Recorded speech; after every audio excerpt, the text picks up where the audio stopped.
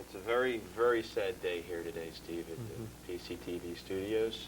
We're paying our tribute to the North Wilkesboro Speedway, which ran its last race yesterday. To an old friend, Bob. Yes, a very old friend, and we've just going to show you some of the bits and pieces that we have that are going to be buried along with North Wilkesboro, and we're going to get into those just a little bit later, but you know, it's a very emotional day, Steve. It is. It's a very emotional day.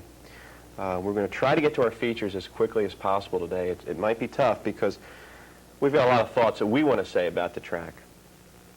And we're going to get to that very shortly. But you know, Bob, you never think that this is going to happen. No. You know, you hear rumors. Never know. And it's incredible. I know. It's incredible. It's sad. It really is sad. I don't know if I'm going to make it through today. Well, we have each other to hold each other strong. I'm extremely, extremely upset. What if I do a recap, Bob? You could. You could take care of the recap, a very short recap. We'll do it. I'm going to see if I can get through this or not. Thoughts on the last race? Typical, really, wasn't it? It was a typical North Wilkesboro race, Bob. I would actually prefer, I think, to do justice for the race. Yes. If I could just eulogize the track. You may have the whole. You may have the whole. Thank you, Bob. 2-minute segment. Okay. I will miss North Wilkesboro's countless and exciting finishes. Who can forget Rudd and Earnhardt in 1989, Petty and Allison in 72, Rudd and Earnhardt in 89. Oh, I'm sorry. I should be quiet for the this. Petty Allison in 72.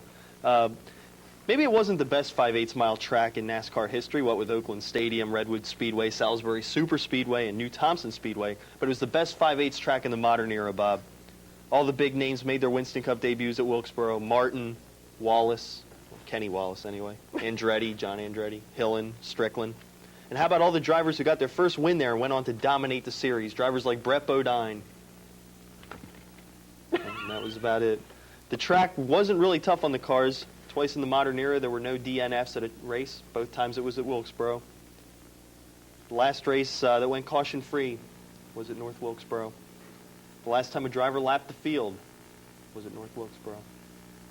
Perhaps the toughest thing about Wilkesboro was trying to get the spelling of the name right. Or maybe finding the darn place like Fred Lorenzen found out in 1972. Or maybe driving the pace car, whether it was pace car driver Bruce Alder spinning out on pit road in 1980, knocking himself into Bub Strickler's car, or 10 years later when Elmo Langley couldn't find the leader and ended up pacing the race in front of the wrong guy. Bob, in 1947, Enoch Staley opened a track in North Carolina with the dream of one day hosting 2 Winston Cup events. I thank God the dream came true. All right, Steve. Thank you. You know, in the casket before the show, we saw a few things. And Steve, take care.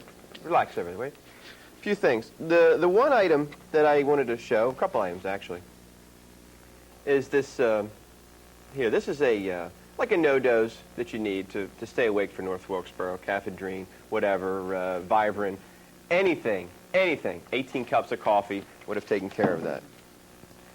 Sunglasses. These were used when Jeff Bodine won in that last lap incident with Rudd and Earnhardt.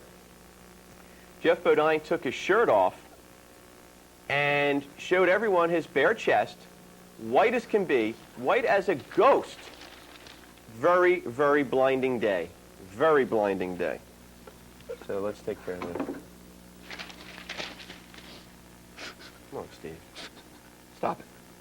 Okay. This is the helmet used by Richard Petty. Actually, when he won the race in 1972, him and Bobby Allison had a last lap tangle. They battered their cars up. A Bobby Allison fan came running out of the stands after Richard Petty. Maurice Petty, Richard's brother, threw this helmet at the fan. Here's a level that was used, I should say, was not used when they built the track. This level would have made North Wilkesboro Speedway a better place to race. Why? Because we wouldn't have an uphill backstretch and a downhill front stretch. Thank you, Enoch Staley, for that. Also have the trophy that Brett Bodine will never see again. This is a winner's trophy. When you win a race, you get this, Brett Bodine. You will not ever receive another one because they will not be racing at North Wilkesboro. Also happen to have right here the purse from North Wilkesboro Speedway. Here it is. This is a nickel right here. This was in 1949, the first Winston Cup race. Whole nickel. Why are we not racing North Wilkesboro? Because here's the purse for this year, a quarter. Not going to get it done. Steve, you also have some things over there. Would you like to share? Fred Lorenzen back in 1972 failed to show up for the race. Why? Because he had a map of Pennsylvania, not North Carolina. What about those books you had there? Well, we talked about the pace car drivers making a couple of mistakes. Well, brought out a couple of pace car books. So you dreamed of being a pace car driver. Okay. How to become a pace car driver in 10 easy steps. Jay tells how to earn the big bucks as a NASCAR pace car navigator. Is that by Elmo Langley? That is actually no. Okay. That is by, who is that by? I don't know. No. Behind the Wheel, one man's story of the pace car experience. Elmo talking all about it there. Brought us a lot of good things, Bob. I'll tell you what. And that's why we're dressed in black today also. Of course, I need the Winter Circle exposure here because there's 2 racing shops in Border 10 now, so all the help I can get would be appreciative. Steve, any other final thoughts from North Wilkesboro as we move on? Caution-free, Bob.